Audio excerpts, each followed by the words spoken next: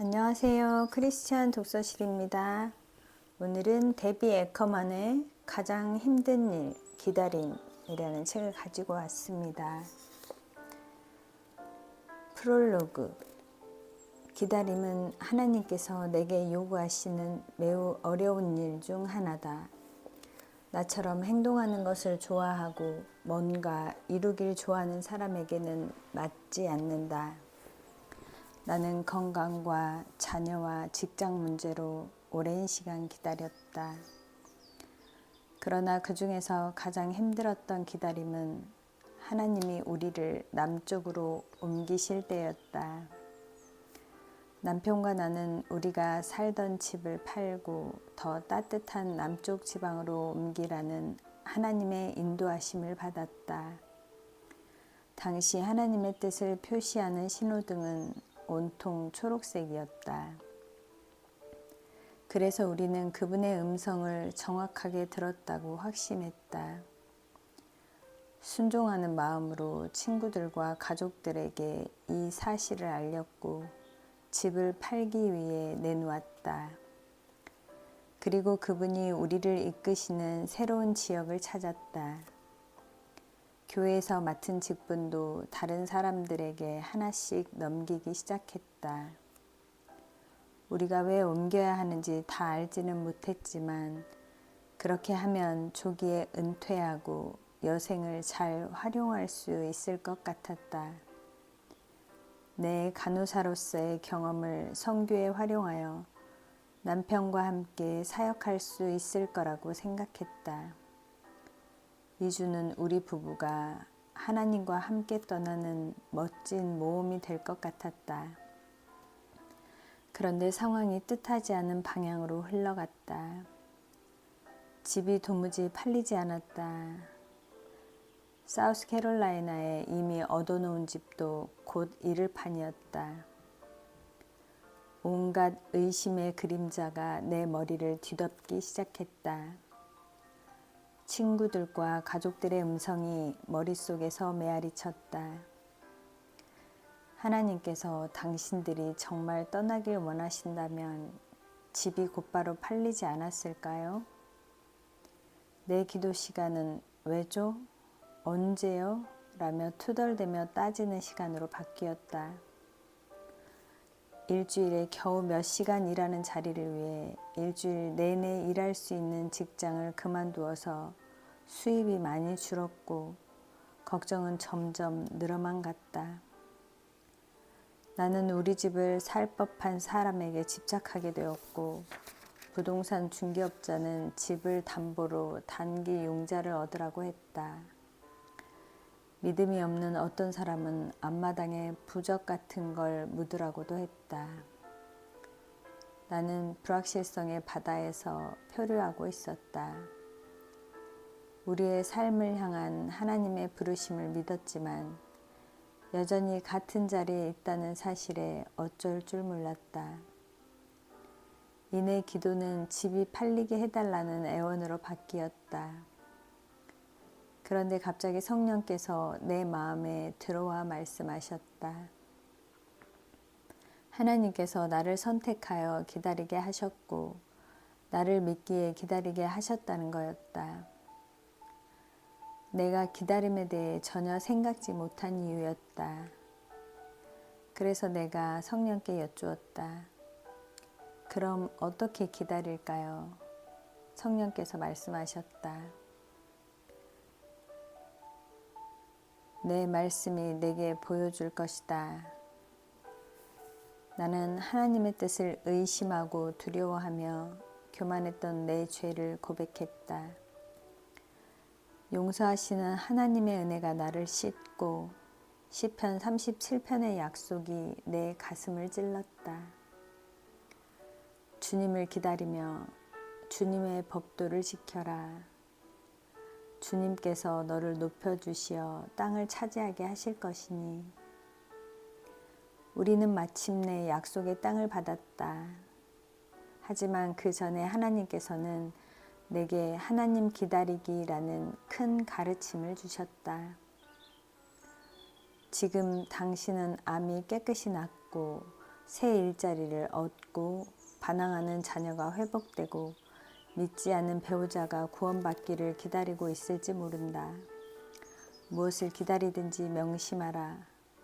완벽한 때를 아시는 하나님께서 당신에게 많은 약속과 격려의 말씀을 주실 것이다.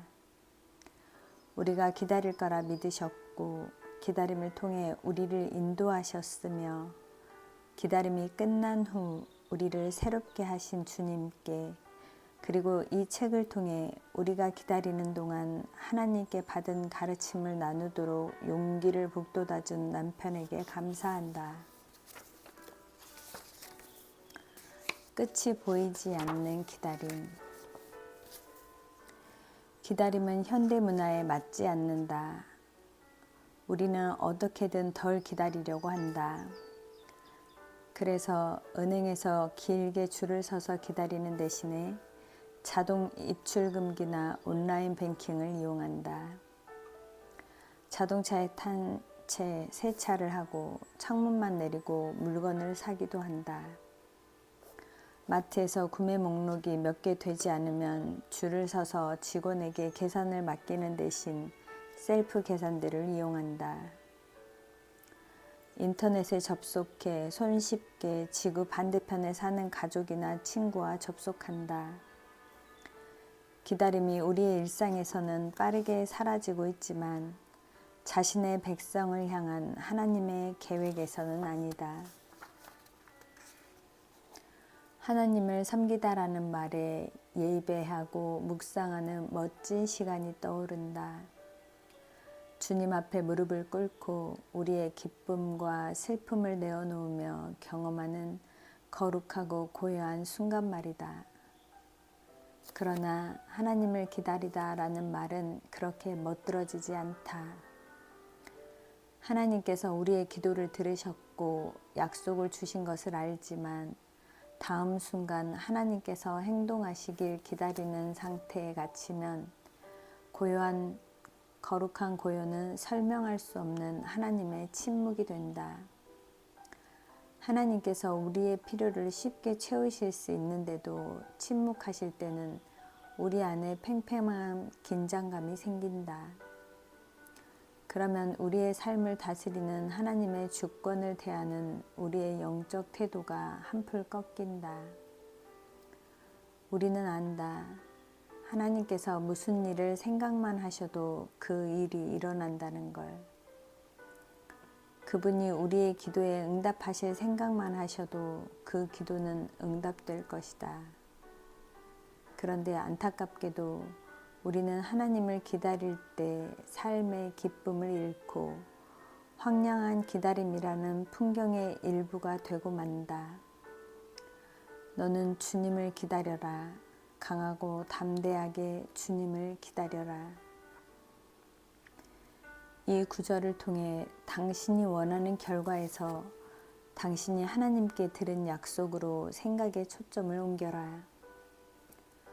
자신이 기다리는 결과에만 생각의 초점을 맞추면 기다림 속에 숨겨진 하나님의 복을 놓친다.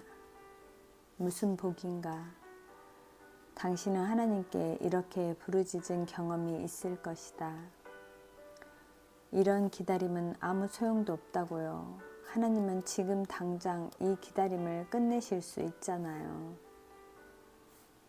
그러나 하나님께서는 몇몇 성경의 깊은 진리로 우리의 마음에 파고들어 생각의 초점을 돌리신다. 그분은 언제든 어떤 방식으로든 우리의 삶에 개입하실 최고의 권리가 있다는 걸 우리에게 깨닫게 하심으로 말이다. 하나님께서는 자신의 자녀들을 밝고 아름답고 편안한 삶에서 위태롭고 어두운 기다림이라는 풍경 속으로 옮기실 권리가 있으시다. 그분이 우리가 기뻐하는 시간과 장소를 정하시듯 우리가 기다리는 시간과 장소도 정하신다. 이것을 깨달은 후 나는 성경에서 말하는 하나님의 기다림을 발견하기 위해 새로운 여정을 시작했다. 나는 하나님께서 정하신 기다림을 이해하기 위한 첫 발을 내디뎠다. 주님을 기다려라. 하나님께서는 우리에게 기다리라고 요구하신다. 다윗은 자신의 경험에서 비롯된 확신으로 외쳤다. 나도 당신에게 똑같이 말하고 싶다. 기나긴 기다림으로 실망에 빠져 있을 때 나 역시 그분의 속삭임을 들었다. 내 주권자이신 하나님께서 나를 선택해 그분과 함께 기다리게 하셨다. 혼자 기다린 게 아니었다. 침묵 가운데 기다린 게 아니었다. 하나님과 함께 기다렸다. 그분이 내 마음에 말씀하셨다. 하나님께서 이 기다림을 위해 나를 선택하셨기에 그분이 자신의 약속을 지키시는 단계를 내가 하나도 놓치지 않을 거라고, 우리의 약점과 강점을 다 아시는 그분이 우리를 선택하여 기다리게 하실 뿐만 아니라 우리가 잘 기다릴 거라고 믿으신다. 우리는 하나님 신뢰하기에 대해 자주 말한다. 그러나 우리가 하나님을 신뢰하기라는 의미가 아닌 하나님께서 우리를 신뢰하기라고 생각해 본 적이 있는가? 그분이 우리를 신뢰하시는 건 무슨 뜻일까? 내가 아주 어릴 때 아버지는 바닥에 누워 자신의 손바닥에 나를 세우셨다. 그러고는 팔을 천천히 들어 올리셨다. 그때 나는 겁이 나서 움찔했는데 아버지가 내게 말씀하셨다. 태비, 가만히 있어. 균형을 잘 잡고 아래를 보지 말거라. 아무 일도 없을 거야. 아빠가 꽉 잡고 있잖니. 나는 아버지가 나를 떨어뜨리지 않을 거라고 믿었다. 아버지는 내가 자신의 말에 귀를 기울이고 지시를 따르며 자신의 강한 손바닥에 당당히 서리라고 믿으셨다. 하나님께서는 우리가 기다림이라는 불안한 상황에서 그분의 음성에 귀 기울이고 지시를 따르며 하나님의 거룩한 손바닥에 당당히 서리라고 믿으신다. 하나님께서 우리가 기다릴 거라고 믿으신다면 어떻게 기다려야 하는지도 알려주셔야 한다. 우리는 대부분 기다리는 시간을 아무것도 하지 않거나 하는 수 없이 쉬거나 열심히 뭔가를 하지만 성과는 거의 없는 시간과 동일시한다. 행동하길 좋아하는 사람들은 기다리는 시간을 거부하고 그때를 허비하는 시간으로 여긴다. 하지만 전능하신 하나님께서는 아니라고 말씀하신다. 그분은 강하고 담대하게 주님을 기다려라 라고 말씀하신다. 이는 우리가 무익하다고 여기는 시간에 용기와 힘을 주시는 말씀이다. 다윗 왕은 16세에 앳된 소년 목동일 때 왕으로 기름 부음을 받았다. 그런 그가 왕으로 등극한 건 30세였다. 그 사이의 세월은 허비된 시간이었는가? 아니면 그가 하나님의 마음에 맞는 사람으로 준비되는 시간이었는가? 당시의 10대 시절을 되돌아보라. 무엇을 바랐으며 꿈은 무엇이었는가? 10대들은 멋진 직업을 갖고 그 분야에서 두각을 나타내길 바란다. 과학 선생님에서 축구 선수까지, 작곡가에서 사회사업가까지 다양하다. 다윗이 어린 시절에 그랬듯이 어떤 사람들은 자신의 잠재력을 발견하고 목표를 이루려고 부단히 노력한다. 그때나 지금이나 희망과 꿈이 현실이 되는 과정에 기다리는 시간은 반드시 있다. 부지런히 뭔가를 하고 있지만 약속된 밝은 미래는 좀처럼 가까워지지 않는 시간 말이다. 16세라는 어린 나이에 다윗은 약속받은 왕자에 대해 어떤 희망과 꿈을 품었을까? 왕관과 홀, 권력과 특권, 전투와 승리를 기대하는 희망과 꿈이었을까? 그는 유순한 양들이 노니는 들판에서 조용히 공상에 잠겨 왕이 될 날을 꿈꿨다. 그때 중요한 질문에 정신이 번쩍 들었다. 목동이 왕이 되려면 어떤 준비를 해야 하지? 다윗은 하나님의 약속이 실현될 때까지 14년을 기다렸고 시편 27편에서처럼 기다림에 붙들린 것은 이러한 기다림의 결과였다. 사무엘상을 읽어보면 다윗이 10대 시절부터 왕이 될 때까지 여러 해를 기다렸다는 걸 알 수 있다. 우리가 그를 처음 만날 때 그는 이새의 8명의 아들 중에서 막내이다. 한낱 목동에 지나지 않았다. 장차 이스라엘 왕이 될 만한 인물이 아니었다. 하나님께서는 사울왕의 죄 때문에 슬픔에 잠긴 사무엘을 일으켜 베들레헴에 사는 이새에게 보내신다. 이새의 여러 아들 중에 하나님께서 이스라엘의 다음 왕으로 선택하신 인물이 있었다. 이새는 훤칠하고 잘생긴 7 아들을 차례로 사무엘 앞에 세웠다. 그러나 하나님께서는 사무엘에게 당신의 거룩한 선택은 외모를 보지 않는다고 말씀하셨다. 그래서 사무엘은 하나님께서 직접 선택하신 자에 대한 확신을 주실 때까지 기다렸다. 7 아들이 사무엘 앞에 차례로 지나갔다. 그러나 이들 가운데 하나님께서 선택하신 사람이 있다는 표시가 없었다. 사무엘이 이새에게 아들이 이들 뿐이냐 라고 묻자 막내 아들이 남았는데 집안에서 그다지 중요하지 않은 일인 양치는 일을 하고 있다고 답했다. 사무엘은 그 아들도 불러 자신 앞에 세우라고 했다. 어리고 건강한 다윗이 들어오자 하나님께서 사무엘에게 분명히 말씀하셨다. 그래서 하나님의 명령대로 사무엘이 일어나 그에게 기름을 부었다. 이날 이후로 다윗이 여호와의 영에게 크게 감동되니라.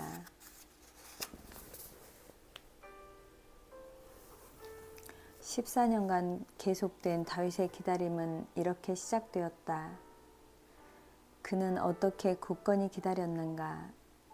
하나님께서 자신을 선택해 사무엘의 손으로 기름을 부어 다음 왕으로 세우셨다고 생각할 때 그의 마음에는 의심이 일었을까?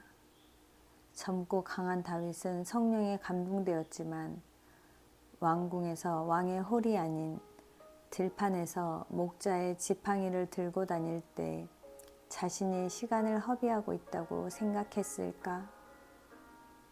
하나님께서는 양들이 풀을 뜯고 비천한 목자들이 양을 지키던 볼품없는 베들레헴 들판이 어느 날 노래에 등장하고 다윗의 후손인 예수님이 탄생하시는 이야기의 무대가 되리라는 걸 우리가 기억하길 원하셨을 것이다. 이러한 기다림의 시간표에서 다음 단계로 다윗은 사울 왕을 위해 수금을 타는 연주자가 되었다. 여호와의 영이 사울에게서 떠나고 여호와께서 부리시는 악령이 그를 번뇌하게 한지라. 그 순간에 사울에게서 하나님의 영이 떠나고 하나님께서 보내신 어두운 기운이 그를 덮쳤다. 성경은 더 나아가 사울왕의 신하들이 그의 이런 고통이 하나님에게서 비롯된 걸 어떻게 알았는지 말한다. 수금 연주가 빼어난 다윗은 번민하는 사울왕을 달랠 연주자로 추천받았다. 다윗이 기름 부음을 받은 후에 하나님께서는 곧바로 다음 단계를 위해 그를 준비하셨다. 사울왕의 신하가 이렇게 말하며 다윗을 추천했다. 내가 베들레헴 사람 이새의 아들을 본즉 수금을 탈 줄 알고 용기와 무용과 구변이 있는 준수한 자라. 여호와께서 그와 함께 계시더이다. 아주 흥미로운 추천사를 들은 사울은 이를 그대로 받아들였다. 그는 곧 다윗을 불렀다. 물론 괴로운 마음을 달래야 하는 자신의 필요 때문에 다윗이 왕궁 생활을 직접 보면서 이스라엘 왕국이 어떻게 돌아가고 있는지 배우게 될 거라고는 전혀 생각지 못했다. 우리가 하나님을 기다릴 때 그분은 결과를 조율하시고 약속이 성취되도록 각 사람과 상황을 배치하신다. 기다림의 시간표에서 다윗은 다음 단계에서 엄청난 상대를 만난다. 골리앗이다. 연주자이자 무기를 맡은 다윗은 사울을 섬기다가도 집으로 돌아와 막내 아들로서 양치는 일을 되풀이했던 게 분명하다. 사울과 그 군대가 블레셋과 싸우러 나갔을 때 다윗은 집에서 양을 치고 있었다. 다윗의 형들 가운데 셋은 사울이 이끄는 이스라엘의 군사였다. 이새는 새 아들 걱정에 다윗을 보내 형들을 찾아 양식을 전하고 안전하게 잘 있는지 보고 오라고 했다. 다들 아는 이야기다.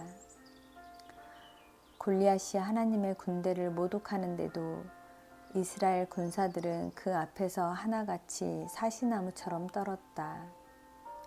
다윗은 이 광경에 의분이 일어 담대히 나서서 자신이 골리앗과 맞서겠다고 했다. 형들과 모든 군사들이 보기에 그는 물매를 든 한낱 양치기 소년에 지나지 않았다. 그러나 그가 여호와께서 자신을 구해내시리라고 외칠 때 사울은 어쩌면 하나님의 손을 보았을지 모른다. 그래서인지 다윗을 싸움에 내보냈다. 다윗은 매끈한 돌멩이 3개, 물매 하나, 그리고 하나님의 이름의 능력으로 골리앗을 향해 나아갔다.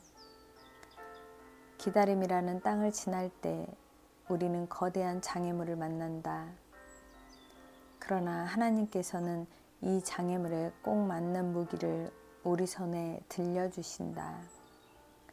물매를 든 다윗처럼 하나님께서 우리에게 주신 무기가 우리 앞에 버티고 서 있는 거인들을 상대하기에 적합하지 않은 듯 보이고 비슷한 싸움을 하는 여느 사람들의 무기와 달라 보일지 모른다.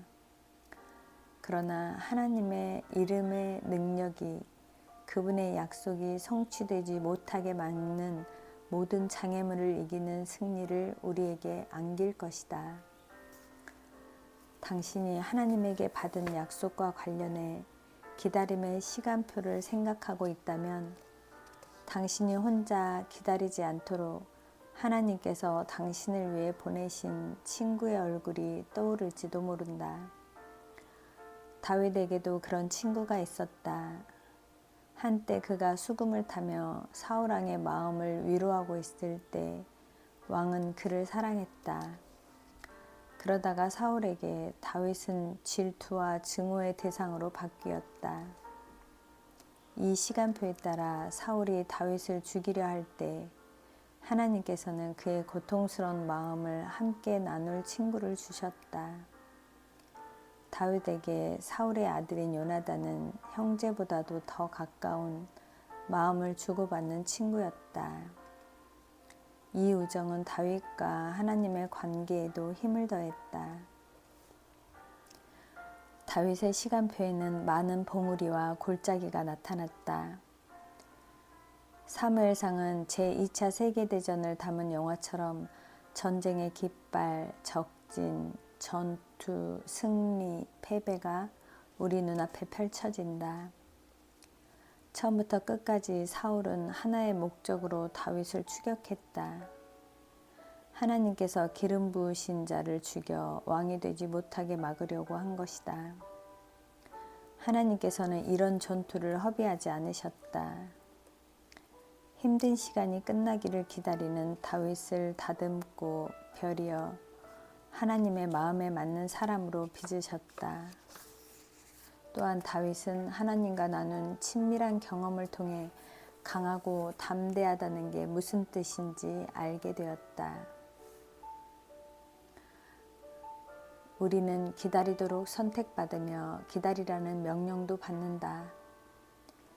예수님은 자신을 따르는 소수의 무리에게 약속을 주고 기다리라고 말씀하셨다. 사도와 함께 모이사 그들에게 분부하여 이르시되 예루살렘을 떠나지 말고 내게서 들은 바 아버지께서 약속하신 것을 기다리라. 하나님께서는 자신의 백성에게 자주 이것을 하라거나 그곳으로 가라거나 이렇게 되라라고 명하신다. 우리는 성경에서 우리의 마음에 용기를 주고 생각을 준비시켜주며 영혼을 사로잡는 이런 명령을 우리의 삶에 아주 기꺼이 때로는 열정적으로 적용한다. 그래서 하나님께서 가라라고 말씀하셔도 여기서 기다려라 라는 명령을 주실 거라고는 예상치 못한다. 하나님의 손가락이 그분과 함께하는 모험의 길을 가리키는 게 분명한 것처럼 보일 때 우리는 기다리라는 명령을 듣고 싶어 하지 않는다. 큰 계획이 눈앞에 있을 때 기다림은 우리의 계획에 없으며 생각하고 싶은 주제도 아니다. 그러나 지금 당신이 이 책을 읽고 있다면 이미 하나님께 그런 명령을 들었을지 모른다. 확신해도 좋다. 하나님께서는 기다리도록 당신을 선택하셨고 당신에게 기다리라고 명령하셨다. 그리고 당신이 기다릴 거라고 믿으신다. 우리는 예수님께 기다리라는 명령을 받은 제자들의 경험에서 배울 수 있다. 그들은 예루살렘을 떠나지 말라는 명령을 받았다. 기다리라는 것은 하나님께서 정하신 곳에 머무르라는 뜻이다. 이것은 우리가 어떤 특정한 장소, 직업이나 관계에서 지금 있는 곳에 머무르라는 뜻일 수도 있다. 하나님께서는 우리가 어디에 머물면서 약속하신 선물을 기다려야 하는지를 말씀하신다. 우리는 종종 지역이나 교회나 직장이나 관계를 떠나고 싶은 유혹을 받는다. 어디로든 떠나는 게 가만히 기다리는 것보다 나을 거라고 생각한다. 그런데 그렇게 되면 우리가 하나님보다 앞서가게 되어 선물을 받을 수 없다. 오순절에 임하신 성령처럼 하나님의 선물은 갑자기 그리고 신속하게 온다. 우리가 구하거나 상상했던 그 이상이다. 그래서 언제나 기다릴 만한 가치가 있다. 하나님께서 당신에게 기다리라고 명하신 그 자리를 떠나 그분이 약속하신 선물을 놓치는 일이 없도록 하라. 하나님께서 그분의 높고 거룩하신 약속을 기다리는 대기실을 두셨다. 사도행전 1장에 나오는 다락방은 제자들이 예수님과 함께했던 곧 오순절 역사가 일어날 바로 그곳이었다. 그 방에 남은 11명의 제자와 예수님과 동행한 여인들과 그분을 기꺼이 따라 나섰던 자들과 예수님의 어머니와 형제들이 모였다. 이미 예수님은 이들에게서 떠나고 계시지 않는다. 그래서 다들 당혹스러운 표정으로 서로 쳐다본다. 말은 하지 않지만 이들의 머릿속에 온갖 의문이 떠오른다. 이제 무슨 일이 일어날까? 얼마나 오래 기다려야 할까? 약속하신 선물은 뭘까? 우리는 이들에게서 3가지를 배울 수 있다. 첫째, 기도는 우리의 최우선 순위이다. 성경에서 처음으로 제자들이 함께 기도하는 기록이 사도행전 1장 14절에 나온다. 더불어 마음을 같이하여 오로지 기도에 힘쓰더라. 예수님은 이들에게 기도를 가르쳐 주셨다. 둘째, 성경을 신뢰하라. 당신이 기다릴 때 성경이 당신을 인도해 줄 것이다. 베드로는 이렇게 말한다. 시편에 기록되었을 때 그의 거처를 황폐하게 하시며 거기 거하는 자가 없게 하소서 하였고, 또 일렀으되 그의 직분을 타인이 취하게 하소서 하였도다. 이러함으로 요한의 세례로부터 우리 가운데서 올려져 가신 날까지 주 예수께서 우리 가운데 출입하실 때에 항상 우리와 함께 다니던 사람 중에 하나를 세워 우리와 더불어 예수께서 부활하심을 증언할 사람이 되게 하여야 하리라. 성경은 예수님이 배신당한 걸 예언할 뿐 아니라 제자들을 인도하는 가르침도 말한다. 셋째, 하나님께 무엇을 해야 하는지 보여달라고 구하면서 더 많이 기도하라. 사도행전 1장 24, 25절에서 제자들은 무사람의 마음을 아시는 주여 보이시옵소서라고 기도했다. 예수님을 따르는 이들이 모두 순종해서 하나님께서 정하신 기다림의 자리에 있었기에 약속한 걸 받을 수 있었다. 단 한 명이라도 예수님의 신뢰를 깨고 불순종하며 명령받은 그 자리에서 기다리지 않았다면 그의 마음과 영혼에 어떤 아픔이 일어났을지 상상하기 어렵다. 약속한 바를 주셔서 성령께서 이들에게 임하셨을 때 남아있던 그들 중 누구도 전혀 상상하지 못했던 결과가 일어났다. 당신이 기다리도록 선택되고 심지어 기다리라고 명령받았다는 걸 이해하는 과정에서 어떤 면이 어려운가? 어떤 종류의 기다림이든 우리에게 유익이 있는가?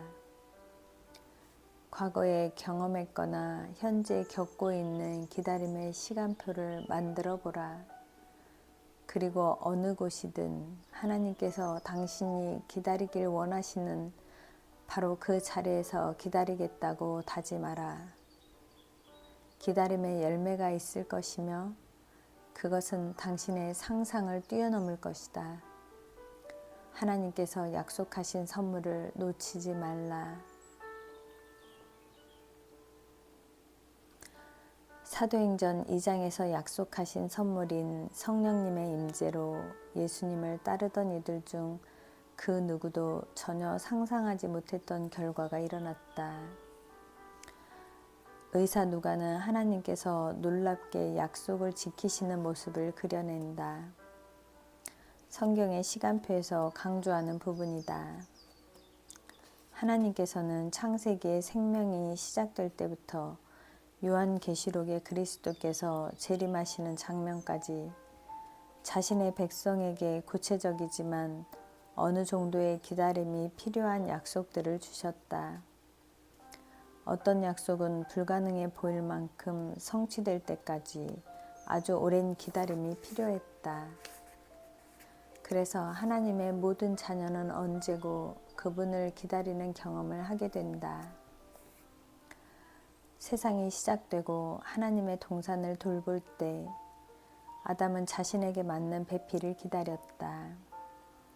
하나님께서는 모든 동물들이 아담의 앞을 지나가게 하고 그에게 각 동물의 이름도 짓게 하셨다.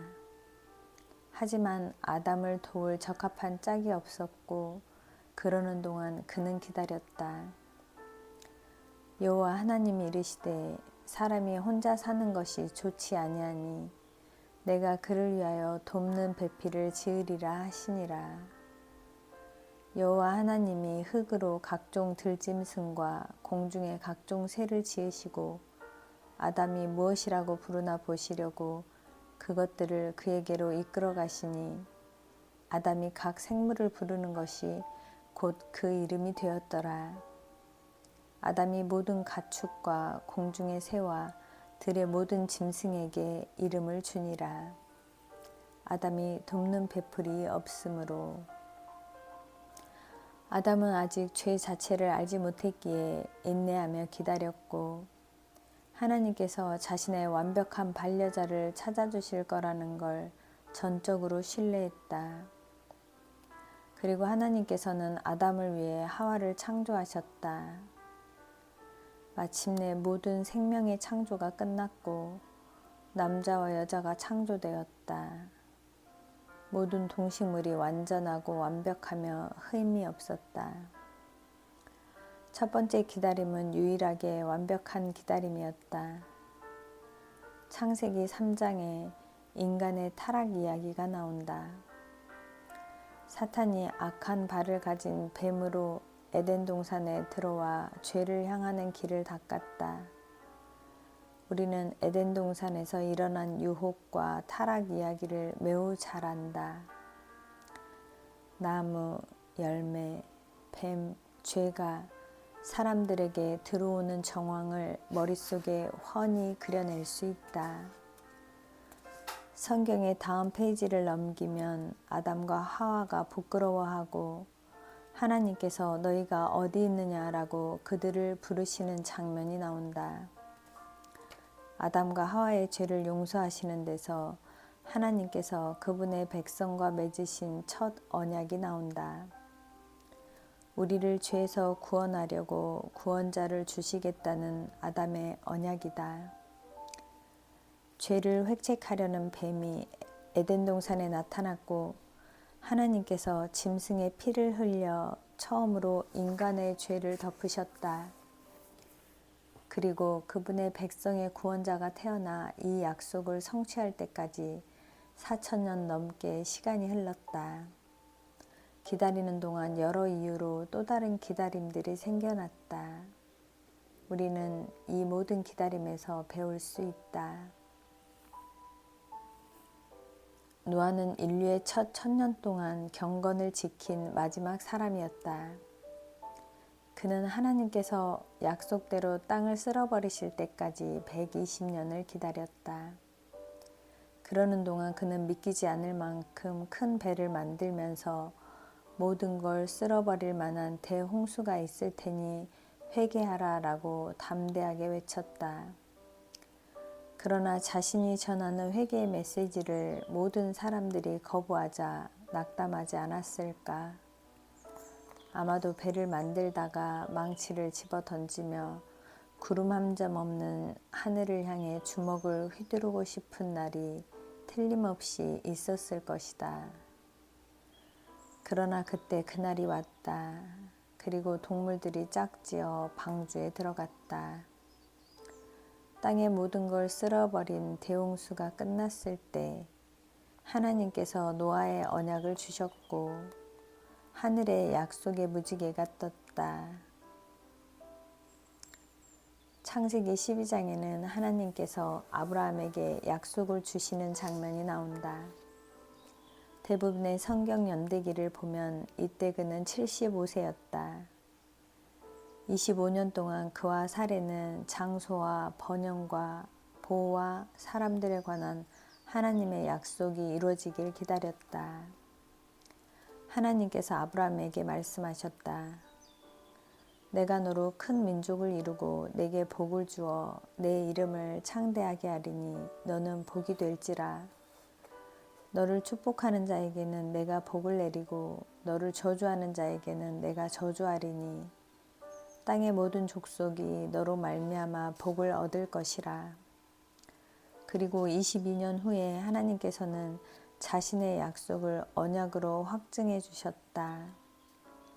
우리는 이 언약을 개인의 여정에서 하나님을 기다리는 데 무수히 적용한다. 자녀가 없는 여인들은 사라를 생각하며 그녀가 받은 약속을 자신의 삶에 적용한다. 신앙 때문에 핍박받는 그리스도인들은 보호에 관한 약속을 자신의 삶에 적용한다. 하나님께서 그분을 섬기는 일에 놀랍게 사용하겠다고 약속하신 사람들은 이러한 번영에 관한 약속을 하나님 나라를 위해 노력하고는 있지만 인정받지 못하는 사람들의 처지에 적용한다. 그리고 우리 부부 같은 사람들이 있다. 하나님께서 편안한 생활을 뒤로하고 가족과 친구와 친숙한 환경을 떠나 목적지도 알지 못한 채 남쪽으로 가라고 하셨을 때 우리는 장소와 복에 관한 약속을 적용했다. 하나님을 기다리는 동안 그분이 당신에게 주겠다고 약속하신 땅을 확인하라. 당신이 하나님을 계속 기다릴 수 있도록 영적으로 돌아가야 할 부분이 있는지도 살펴라. 시편 37편은 이렇게 말한다. 여호와를 바라고 그의 도를 지키라. 그리하면 내가 땅을 차지하게 하실 것이라. 악인이 끊어질 때에 내가 똑똑히 보리로다. 하나님께서는 우리에게 그분이 아직 말씀하지 않은 곳으로 가라고 하셨다. 우리는 부르심을 그대로 받아들였고 그때 이 구절은 그분이 우리의 삶에서 하시는 일을 확인해주는 중요한 말씀이 되었다. 아브라함과 사라에게 하셨듯이 우리의 길에 속도를 더해 새로운 약속의 땅으로 하루빨리 인도해 주시길 기다리며 기대와 흥분으로 이 구절의 전반부를 우리의 것으로 삼았다. 그러나 며칠이 몇 주로 몇 주가 몇 달이 되면서 하나님을 향한 기다림은 점점 속도를 잃었고 내가 예상한 것과는 다른 길이 일어났다. 이사를 결정하고 주변 사람들에게 알린 지 2달쯤 됐을 때 우리 집을 사겠다고 나서는 사람들이 자취를 감췄다.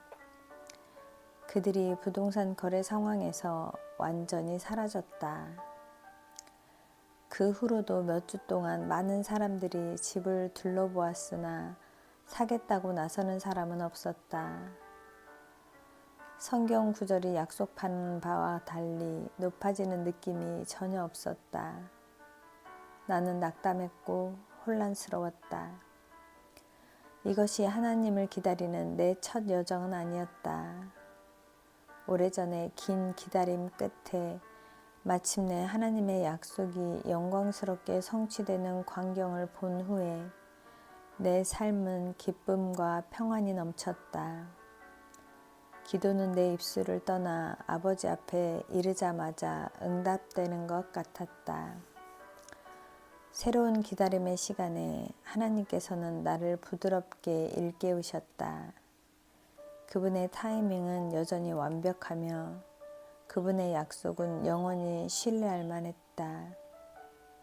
우리의 기도는 응답될 것이고 그분의 약속은 완벽한 그분의 계획에 따라 이루어질 것이었다.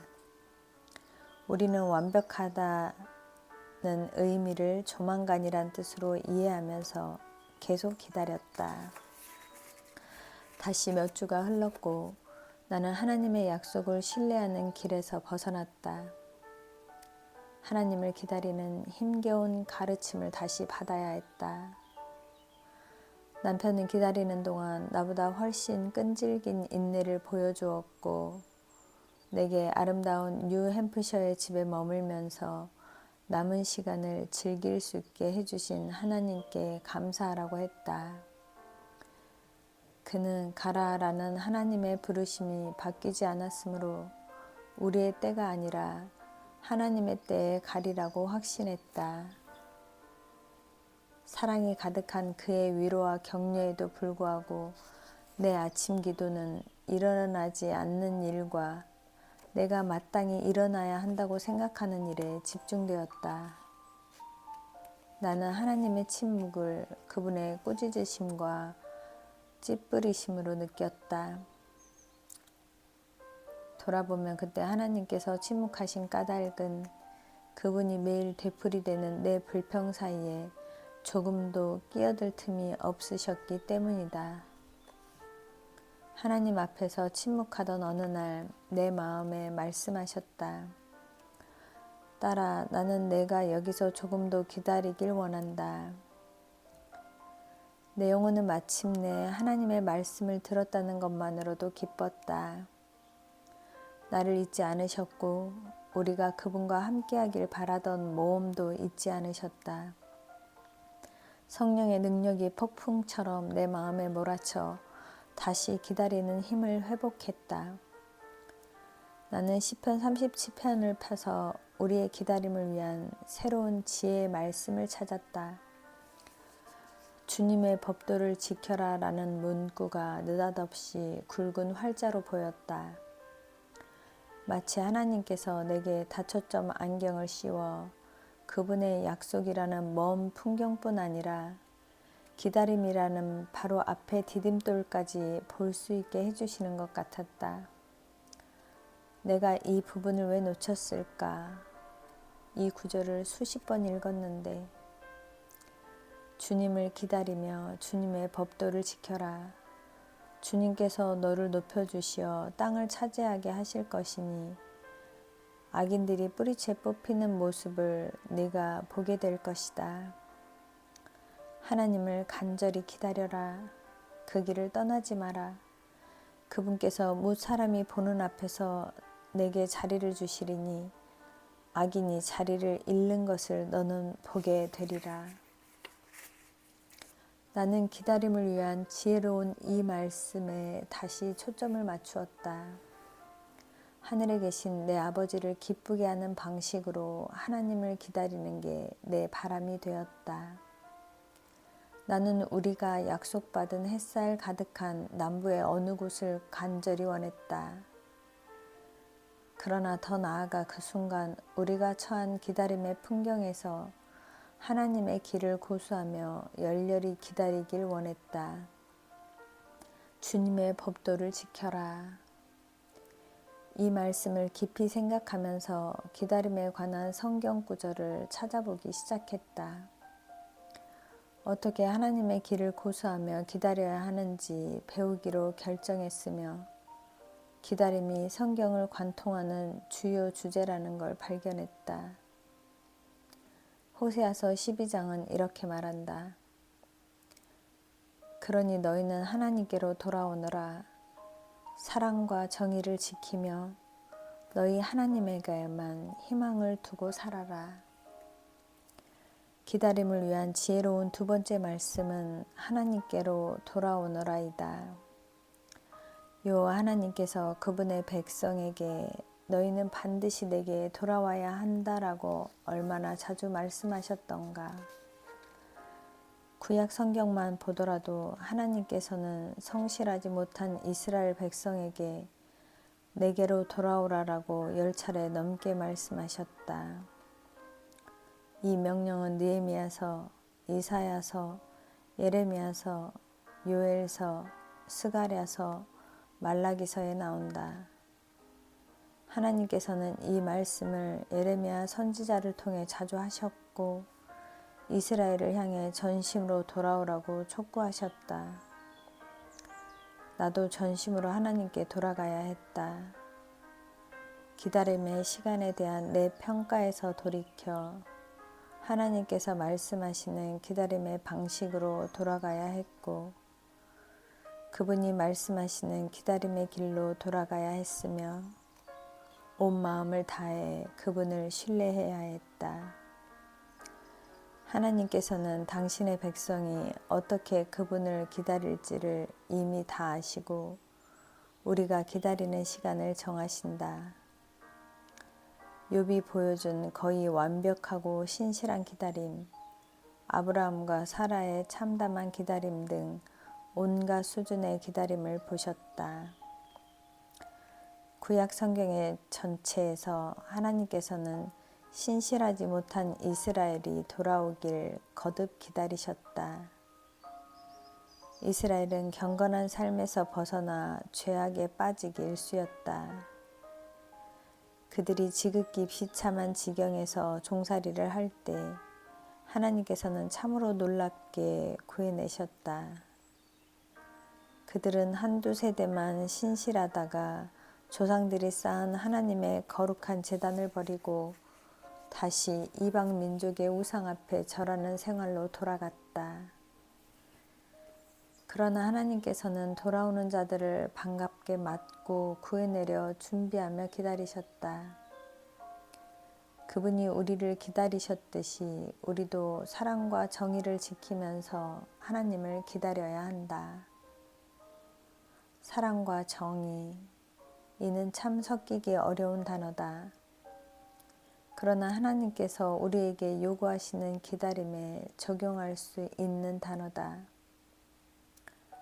시편 37편 34절을 우리의 기다림에 다시 적용한 지 한 달 후 우리 교회 가족들 사이에 큰 상처와 격변의 사건이 일어났다. 남편은 교회에서 집사로 섬기고 있었고 나는 이러한 위기에 사로잡힌 자매를 멘토링하고 있었다. 하나님께서는 우리의 여정을 막고 그 자리에 그대로 둔 채 당신의 사랑을 전하는 데 우리를 사용하실 참이었다. 교회를 치유하고 나아갈 방향을 제시하실 때 우리가 이러한 지체를 받아들이고 그분과 함께하는 약속된 모험을 막으셔도 감내할 것을 믿으셨다. 위기가 가라앉고 치유가 시작되자 하나님께서는 우리 집을 간절히 구매하려는 사람을 보내셨고 햇살 가득한 사우스캐롤라이나로 향하는 우리의 여정을 재개하셨다. 그러고도 9달을 더 기다렸다. 이해와 치유를 기다리는 교회의 기다림과 용서와 회복을 기다리는 가정들의 기다림과 뒤섞인 기다림이었다. 그러는 동안에 하나님께서 우리의 편안한 삶을 방해하시듯이 그분의 주권적 권위로 함께 모험에 나설 것과 그분의 완벽한 타이밍을 기다리라고 요구하신다는 걸 깨달았다. 그때서야 우리는 높아져 땅을 소유한다라는 말의 의미를 이해할 수 있었다. 높아진다는 말은 하나님을 기다리는 동안 그분의 길을 지켰기에 하나님께 존중받는다는 뜻이다. 욥은 하나님께서 자신을 고난에서 건져내고 회복시켜 주시길 기다리면서 줄곧 그분의 길을 지켰다. 마찬가지로 우리도 하나님께서 기다림에서 건져내어 그분이 약속하신 결과로 회복시켜 주시길 기다려도 좋다. 욥은 높아져 회복되었다. 여호와께서 욥의 곤경을 돌이키시고 여호와께서 욥에게 이전 모든 소유보다 갑절이나 주신지라. 당신이 하나님을 기다릴 때 하나님께서 그분의 길을 어떻게 지키라고 요구하시는지, 또한 과거의 기다림을 돌아볼 때 하나님께서 어떻게 당신을 높여 그분이 약속하신 땅을 차지하게 하셨는지를 한번 생각해 보라. 하나님께서는 자신을 잘 기다리는 자들을 언제나 육체적, 영적으로 회복시켜 주신다. 우리는 욥이 받은 재물을 받지 못할지 모른다. 건강을 완전히 회복하지 못할지 모른다. 이 땅에서 모든 것을 회복하지 못할지도 모른다. 그러나 하나님께서는 회복의 땅, 햇살 가득한 그곳을 우리가 차지하게 될 때 우리를 높이실 것이다. 감사합니다.